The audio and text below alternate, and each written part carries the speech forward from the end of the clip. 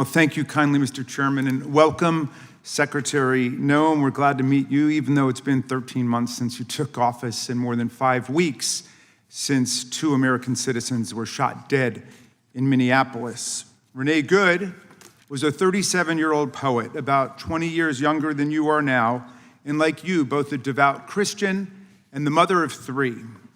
She was on her way home from school drop-off when she encountered an ICE operation, and one of your agents shot her dead, shot her 3 times.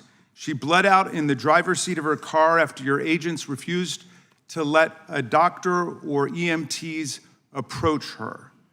You expressed no sympathy for her family and no regret for her killing by an ICE agent. You ran a smear campaign against Renee Good. You called her a domestic terrorist. Alex Preddy was also 37 and, like you, a federal worker. He was an ICU nurse at a VA hospital, outstanding in his job, providing comfort to many of our vets in their final hours. He was standing on a street corner filming your agents as they roughed up peaceful protesters. Americans have a First Amendment right to record government agents in public places, as 8 different federal circuit courts have unanimously found. But your agents pepper sprayed Alex Preddy for helping a woman that they had pushed to the ground. Then they threw him to the ground. They beat him up. They stripped him of a lawful firearm he had never touched. And then, after confiscating it, they shot him dead with 10 bullets. Before his body was even cold, you launched a smear campaign against him, using the same language, asserting without evidence that Alex Preddy had committed a, quote, act of domestic terrorism and intended to kill law enforcement.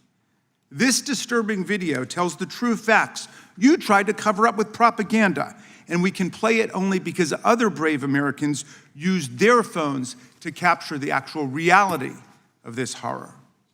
Deadly ICE-involved shooting out of Minneapolis. The Minneapolis police chief says a woman was killed after being shot in the head by an ICE agent. No! Renee Nicole Good was a 37-year-old U.S. citizen and mother of 3 who moved to Minnesota just last year. It was an act of domestic terrorism. Breaking news in Minneapolis and another deadly shooting involving a federal officer in that city. This video shows the incident from this morning with officers surrounding a man before taking him down and shooting him during a struggle. Officials later said the man had died.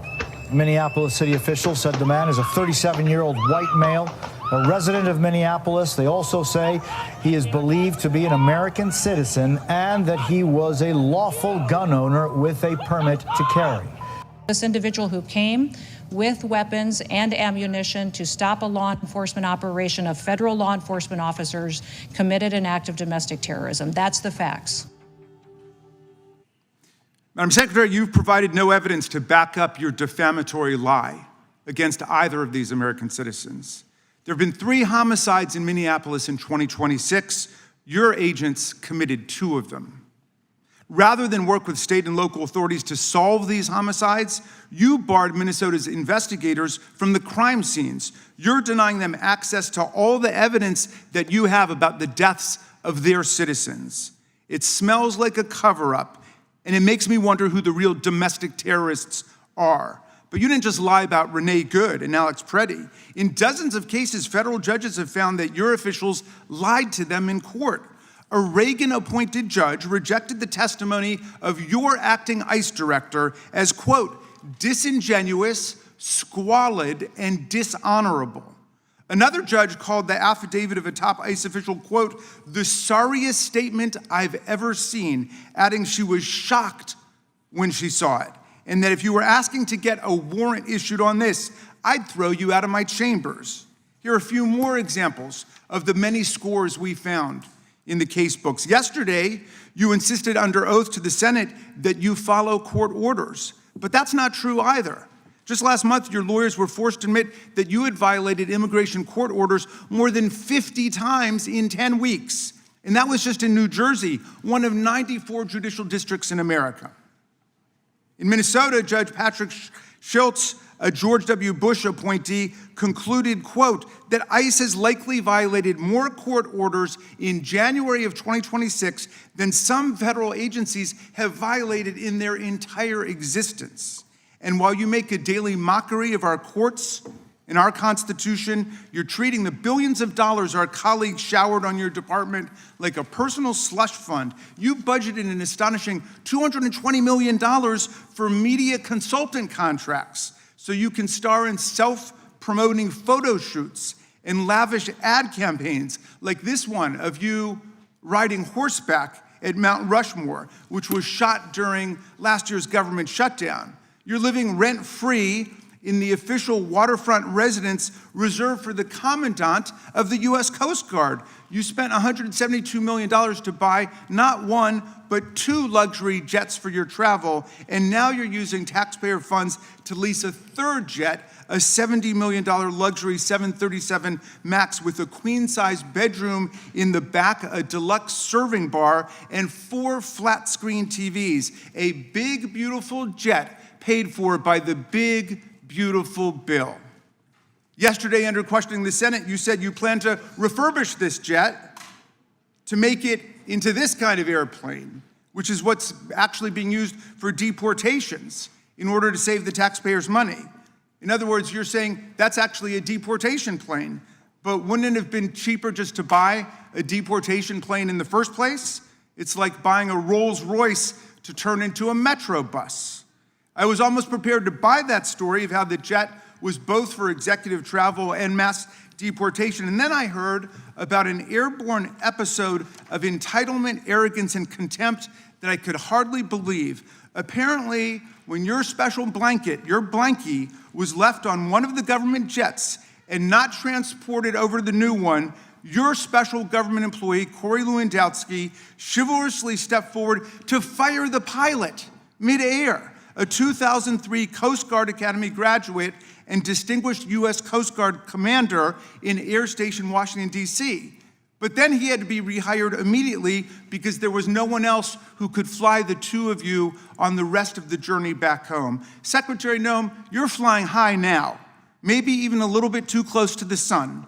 But with all these free planes and houses and pilots, you've traveled a long distance from your actual job and the things you should be doing as head of Homeland Security. Your agency is charged with protecting the homeland. It includes FEMA, TSA, the Secret Service, the Coast Guard, the Cybersecurity and Infrastructure Security Agency, as well as ICE and CBP. Yet you've hollowed out the national security mission. You redeployed thousands of people responsible for tracking terror financing and fighting cyber threats to go work on your mass immigration roundup. You reassigned to the roundup agents working a key national security probe into Iran's terror financing, paralyzing that investigation. And to run what's left of Homeland Security's ruined terrorism prevention office, you actually installed a 22-year-old intern whose chief listed qualification for the job was that he had participated in a model UN club his junior year of college. Through FEMA, you're supposed to provide disaster relief to our communities. Yet last summer, as floods devastated central Texas and killed 135 people, including 25 girls and 2 counselors at a Christian summer camp, you withheld crucial support, including search and rescue teams, for 72 hours. Why? Those were 3 crucial days during which people drowned and died, waiting for bureaucratic approval.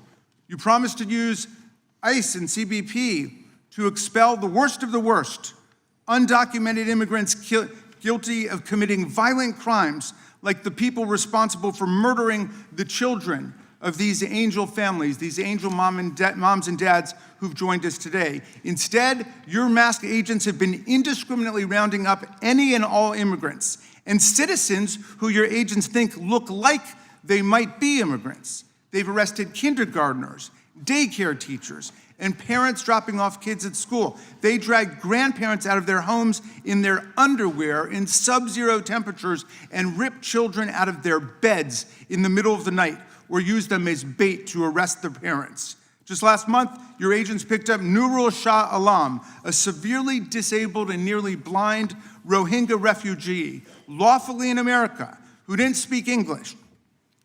You claimed your agents dropped him at a safe, warm location. Again, not the truth. They dropped him off miles from his home in the dark at a closed coffee shop in sub-freezing temperatures, and now, because of this cruelty, this man too is dead. You have 250,000 employees and a budget larger than that of 150 countries. You command over 80,000 sworn law enforcement officers, more than the number of police officers in New York, Chicago, LA, Houston, DC, Las Vegas, and Dallas combined. On top of that, our colleagues have handed ICE an additional $75 billion by slashing funds for Medicaid, children's health insurance, and rural hospitals. Secretary Noem, your job is to protect the homeland, but the most precious possession that we've got in our homeland is our freedom and the Constitution and the Bill of Rights that protect it. You seem to have forgotten what our most precious possession is. The billions of dollars showered on your department have paid for violence and chaos in the American heartland and a sweeping assault on the basic rights of the American people. But the heroic citizens of Minneapolis have shown America how to fight back against this reign of terror and win with the truth, with solidarity, with mutual self-help, with creative joy and humor and music, with mass nonviolent assembly and protest, and with irrepressible love of children and kindness towards animals and other living things.